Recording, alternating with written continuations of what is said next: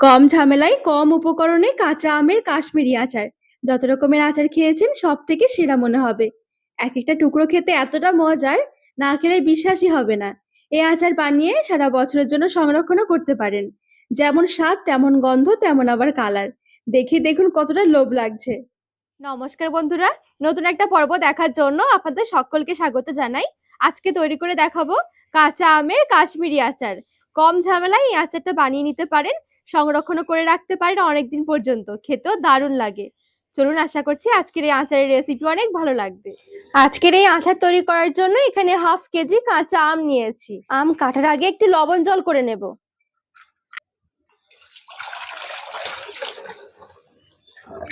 আম কেটে লবণ জলের মধ্যে ভেজালে আমের কষ ধরবে না, আম কালো হবে না, সাথে আমের টক ভাবটাও অনেকটা চলে যাবে। বটির সাহায্যে এবারে আমের খোসা ছাড়িয়ে আম কেটে নেব।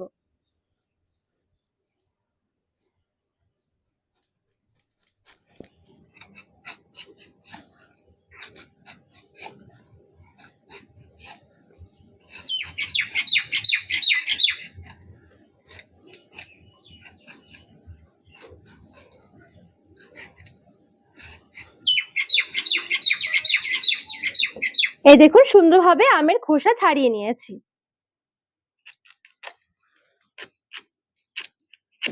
এবারে একটা অংশ দিয়ে আমি তিনটে ভাগ করব।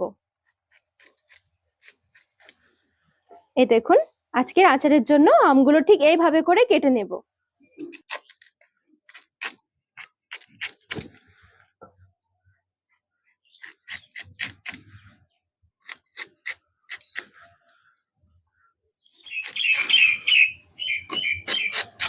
কাটার পরে কিন্তু সাথে সাথে লবণ জলে নিয়ে নিতে হবে।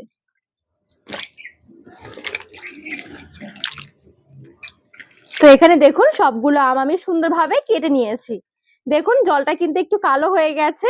জলটা একটুখানি পাল্টে নেব, পাল্টে আবারও লবণ জলে ভিজিয়ে রাখবো।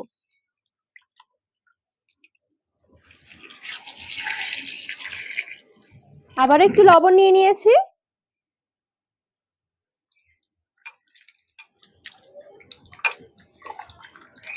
গ্যাস ধরিয়ে এবার এদিকে একটা কড়াই বসিয়ে দিয়েছি। এবারে নিয়ে নিচ্ছি হাফ কেজি চিনি। হাফ কেজি আমের জন্য হাফ কেজি চিনি নিতে হবে। এখানে আমি চিনি নিয়েছি, আপনারা চাইলে চিনির পরিবর্তে গুড়ও নিতে পারেন। 500 চিনি আমার 2 বাটি হয়েছে। তো এই চিনির জন্য আমি 1 বাটি নিয়েছি জল। এবারে চিনিটা গলে যাওয়া পর্যন্ত অপেক্ষা করব। এদিকে চিনিটা গলতে থাকুক, আর এদিকে যে আমি আম কেটে রেখেছিলাম, লবণ জলে ভিজিয়ে রেখেছি, লবণ জল থেকে ছেঁকে ছেঁকে আমের টুকরোগুলো একটুখানি মুছে নেব, যেন জল না থাকে।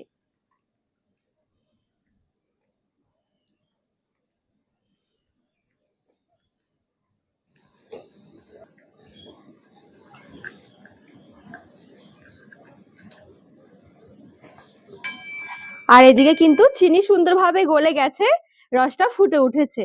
উপরে দেখুন হালকা কিন্তু একটু ময়লা জমেছে, এটা কিন্তু একটু পরিষ্কার করে নিতে হবে। এবারে মুছে রাখা আমের টুকরোগুলো এই রসের মধ্যে নিয়ে নিচ্ছি। সবটুকু আমের টুকরো নিয়ে নিয়েছি। রসের মধ্যে ভালো করে নেড়েচেড়ে মিশিয়ে নেব। এইভাবে করে মিডিয়াম আঁচে 5 থেকে 6 মিনিটের জন্য একটুখানি রান্না করে নেব। ততক্ষণে আমটা কিন্তু হালকা সেদ্ধ হয়ে যাবে।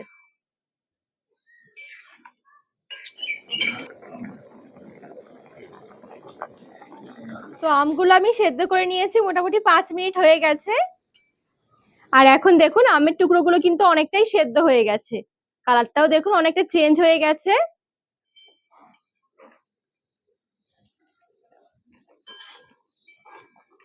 আজকের এই কাশ্মীরি আচারে মশলা হিসাবে যাবে আদা। আদাটাকে ঠিক এরকম সরু সরু করে কেটে নিয়েছি। আর দিয়ে দিচ্ছি শুকনো লঙ্কা। শুকনো লঙ্কা দেখুন ঠিক আমি এরকম করে একটু কেটে নিয়েছিলাম।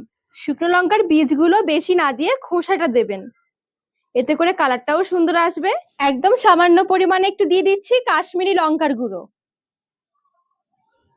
ভালো করে এবার একটু মিশিয়ে নেব।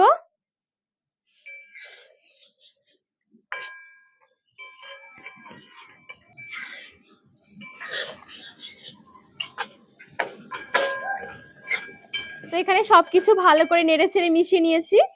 এবারে আরো 5-7 মিনিটের জন্য এইভাবে করে একটুখানি ফুটিয়ে নেব মিডিয়াম আছে।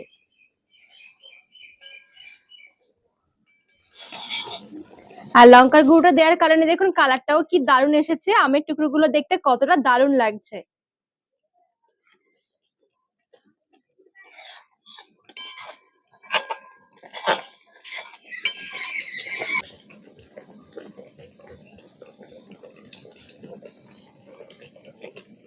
চিনির রসটা কিন্তু অনেকটাই ঘন হয়ে গেছে। যখন দেখবেন যে আচারটা রান্না করতে করতে এরকম আমের টুকরোগুলো অনেকটাই ট্রান্সপারেন্ট দেখাবে, তখন বুঝতে হবে যে আচারটা কিন্তু রেডি।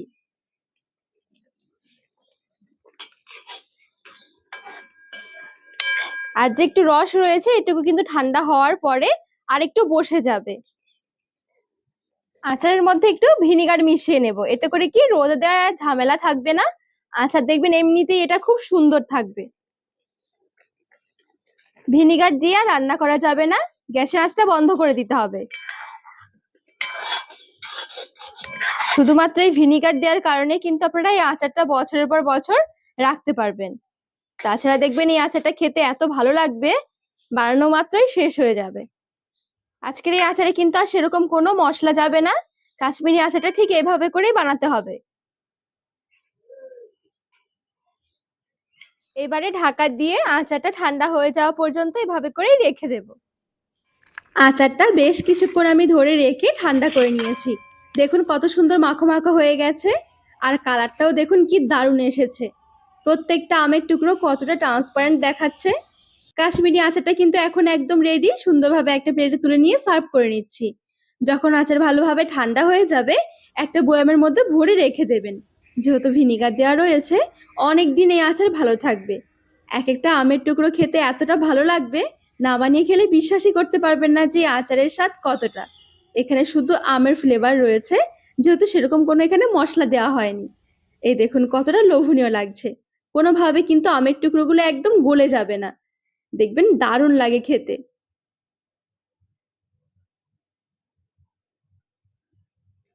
তো বন্ধুরা আজকে এই আচারের রেসিপি আপনাদের কেমন লেগেছে অবশ্যই কমেন্ট করে জানাবেন। আর রেসিপি ভালো লাগলে চ্যানেলটিকে সাবস্ক্রাইব করে পাশে থাকার অনুরোধ রইল।